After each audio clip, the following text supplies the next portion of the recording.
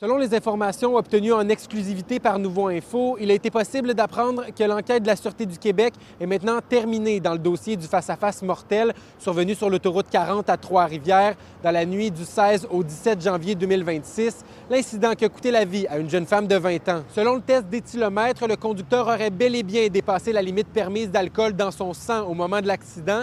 Le dossier est maintenant entre les mains de la Direction des poursuites criminelles et pénales. Je trouve ça ridicule qu'en 2026, tu puisses encore prendre ton auto en état d'ébriété quand que, je veux dire, on passe notre temps à conscientiser à la télé avec des annonces puis à leur donner des moyens pour ne pas prendre leur véhicule en état d'ébriété. La Sûreté du Québec recommandera des accusations de conduite dangereuse causant la mort et de conduite avec les facultés affaiblies causant la mort. En 2026, aujourd'hui, tu peux encore prendre cette décision-là en n'ayant aucune conscience que tu peux briser une vie, mais aussi une famille, puis la vie de plusieurs autres personnes qui ont perdu une fille merveilleuse. Dans les premiers éléments de l'enquête dévoilés le lendemain du drame, il est indiqué qu'un véhicule avec 2 hommes à bord s'est engagé à contresens sur l'autoroute 40 en direction est avant d'aller percuter de plein fouet le véhicule de la victime.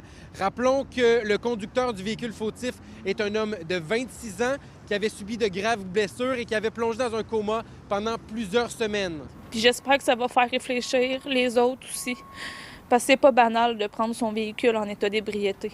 C'est pas quelque chose de banal. Selon les informations de l'enquête, le conducteur aurait inversé l'entrée et la sortie de l'autoroute pour s'y retrouver à sens inverse. Il aurait tourné juste ici, à gauche, au lieu de passer sous le viaduc pour s'y engager, comme la route l'indique. C'était la seule qui comprenait mon rôle de mère, puis qui venait me voir le soir, avec qui je parlais.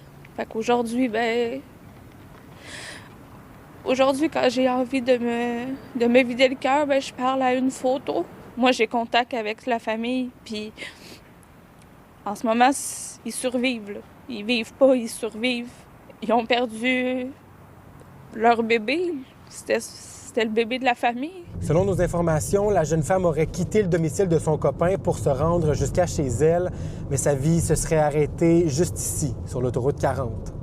À Trois-Rivières, Maxime Dany pour Nouveau Info.